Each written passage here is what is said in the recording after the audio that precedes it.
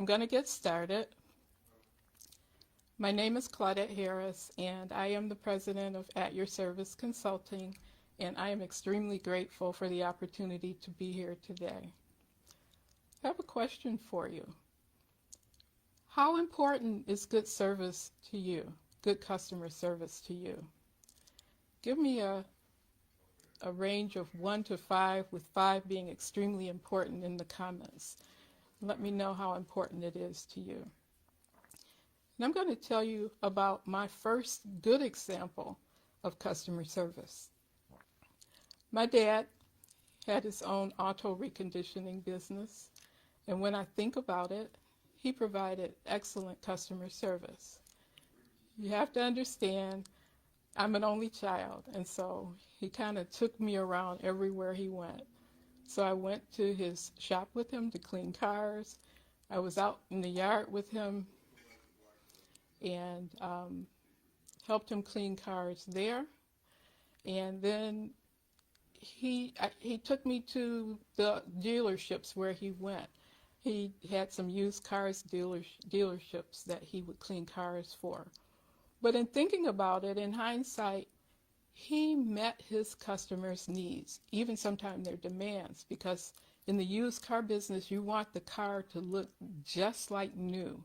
And he would shine and shine and clean until that car was clean. So that was my first good example of customer service. And then I thought about my first real job. Do you remember your first real job? The first week? Well, I certainly do. I had been working in corporate for about a year as a file clerk, and the job of customer representative was one that people would always tell me that I should apply for, that I would be good at, but I had to wait a year before I could apply. So when that year came and the job came available, I applied for it and was a successful candidate. And I was promoted from file clerk to customer representative. That was my first real job. It was 6 weeks of training, and during that training, going in not knowing a whole lot about customer service, I had great trainers, and I was indoctrinated into the world of customer service. You might say that customer service became a part of my DNA. Now, I thought about that. What does it look like to have customer service as part of your DNA? Well, I thought about the slushies at 7-Eleven. I love 7-Eleven slushes. Do you ever pour the slush into the cup and then put the lid on? And when you put that lid on, it just spills out all over the place. I like mixing all the flavors together. And that's sort of like customer service. It's a flavor, mixture of flavors, and it just kind of spills out. So I was able to work at various levels of customer service and marketing for over 41 years. But then, when I went to church, someone approached me and said, "Hey, you'd be good on the hospitality team." Here it goes spilling again. Then it spilled over to my children. I used to test them when we went through the drive-thru. But let's go on to today's discussion. We're going to talk today about the importance of customer service. I asked you earlier how important it is to you, and hopefully you were able to put in the comments on a scale from 1 to 5 the importance to you, with 5 being very important.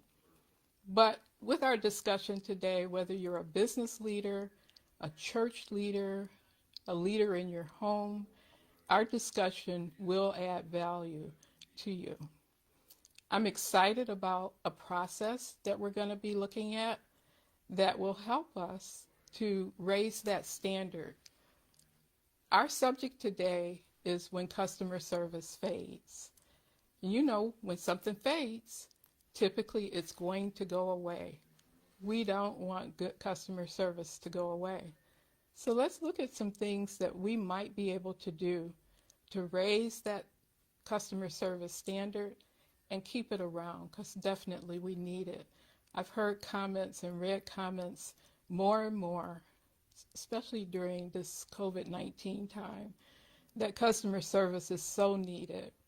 And even in some of the surveys that have been done, in the contact center environment, they're experiencing more escalated calls. And you can imagine with people being more anxious about life in general, not being able to pay their bills when they were able to pay them before, having to cancel travel plans that they've had all along. Just various numbers of reasons why there's more escalated calls, more anxiety-ridden calls, but even in dealing with people face to face. I mentioned church before. People are coming in, they're hurting. They need good customer service. They need someone at the door to greet them with a smile and a hello, and just let them know that all is not lost. So let's look at the process, the phase process, because we do not want customer service to go away. The first letter in FADES is F. And so what we want to do is look at F as focusing on your employees and your customers. Typically, when you look at a business, you look at the price, you look at changing the price. But that's not always important to customers and customer satisfaction. There are people that are willing to pay more for the service that they're rendered, as long as they're receiving good service. So focus on your employees and on your customers. Shep Hyken is a customer service expert and keynote speaker, and he said this: if we consistently exceed the expectations of employees, they will consistently exceed the expectations of our customers. Let me know in the comments if you agree with that quote. If you treat your employees well, do you agree that they will treat your customers well? I certainly do. Employees want to be appreciated, and when they feel valued, they do treat customers better because they feel that you appreciate that. Also, you want engaged employees. That engages them when you treat them well. But why not ask your frontline employees their opinions on how to improve? When you think about it, they're the ones that are talking to the customers on a daily basis. They're the ones that help to move the business forward. So why not? Why not ask them what they think and how they can improve the operation? According to a study by the Muse, only 25% of employers have an engagement strategy. And you may say, hey, I'm just a small business, I'm a church, I don't have an engagement strategy, I can't afford it. But there are surveys that are available both for employee satisfaction and customer satisfaction that you can get for low to no cost. I believe that SurveyMonkey still has surveys that are available. I used to use them. At one time I used Gallup, but there are a lot of survey tools that you can do. And you'll be glad that you did if you're not doing it already, because feedback is a gift. You can take it, use it, and make changes to your operation, to your customer satisfaction levels. Again, you want satisfied customers, so you want to look at that. Satisfied customers equals loyal customers. And what do loyal customers do? Loyal customers tell other people and bring them to your business. And that equates to an increased bottom line. And as business owners, that's what we want. We want increased bottom line. According to a Harvard Review study, customers who said their experience met or exceed their expectations spent approximately 140% more. That's a lot. 140% more than customers who reported a negative experience. John Maxwell, who's one of my favorite authors and speakers and motivational people, said the ability to connect with others begins with understanding the value of people. That's pretty much what we're talking about. If your employees and your customers know that you value them, you're better able to connect with them, and they will be loyal to you. So we've talked about the F, which is focus. Let's look at the A. Analyze your employee and customer satisfaction levels, the feedback, and the customer service strategy. Let me ask you, are you measuring any of these things? It's good to have. A lot of companies don't have a customer service strategy, but you want to try to figure out how you're going to serve your customers best. And especially now with COVID-19, the landscape is changing. Customer service looks different to different people. I kind of laughed because during the past 7 months, I hang my head. I've been frequenting fast food restaurants more, but more so, I have been using food delivery services and Amazon. I'm sure I'm one of the few that's been doing that. But you know how I measured good customer service during this time? And I just shook my head like, no, you can't stoop to this, Claudette.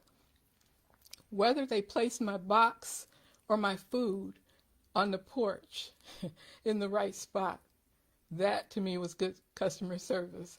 Not eye contact, not the right words, but did you put my box in the right place? We don't want customer service to fade to that level where putting a box in the right place equates to good customer service. So let's continue on and look at the fade process. So we've got focus, analyze, and then you want to develop your leaders and your frontline team. There is nothing like being up to date on the rules of the game, and that equates to the policies and procedures. I mentioned that I worked in customer service for most of my career, and it's quite embarrassing, and it only happened a few times when a customer would call and say, hey, I heard you had a policy change. Tell me more about it. And it hadn't quite gotten to me yet. So you want to make sure that your employees are up to date on your policies and procedures or your rules. If anything changes, think of creative ways to keep them updated. You also want to look at your team's learning styles, your personalities. These days we've got mixture of generations within the teams, so the way we want to learn may be different even within a team. But the main thing is just to keep them updated on any policy and procedure change so that they can serve your customers best. So we have focus, analyze, develop. The E is execute and empower. You want to execute your strategies, but you don't just want to execute the strategies. You want to empower your employees to carry them out in a manner that shows value to your customers and creates a win-win situation. What good is a strategy if every time your rep or your customer contact person has to make a decision, they have to go to someone else to give the customer what they're desiring or what they deserve? Empower your employees. Trust them. Trust goes a long way. And then last but not least, you want to develop solutions that are sustainable. You want to create solutions with your team that can be sustained through time. I was talking to a friend yesterday that works in a contact center environment, and there was a new procedure that had been established about a week or so ago. But she was sharing with me that this new procedure was causing more escalated calls. That's not something that's sustainable. You don't want escalated calls. You don't want dissatisfied customers. So make sure your solutions are sustainable. So we've talked about the FADES process. Focus, analyze, develop, execute, and create sustainable solutions. Remember, customer service is not a department, it's everyone's job. And that's why I say to you, it doesn't matter where you serve, if you're an organizational leader in a church or wherever you are, just remember, customer service is your job. I have 2 offers for you this evening. The first is a customer service assessment. It's just a few questions that kind of gives you a gauge of where you are, where your organization might be in the area of customer service. That's available at our website, and it will be in the comments, www.atyourserviceconsulting.com. And then also in the month of November, I'm offering a complimentary 45-minute virtual training on identifying, relating, and increasing influence with others. And that can be applied in customer service and elsewhere. That's on our website. Just say contact us and we will contact you. I want to take this opportunity to thank Brian Olds and the BSN team for this opportunity to communicate and connect with you about customer service. We can make a difference if we work together. And let's try to utilize that FADES process and see how that works for us. I think you'll be pleasantly surprised.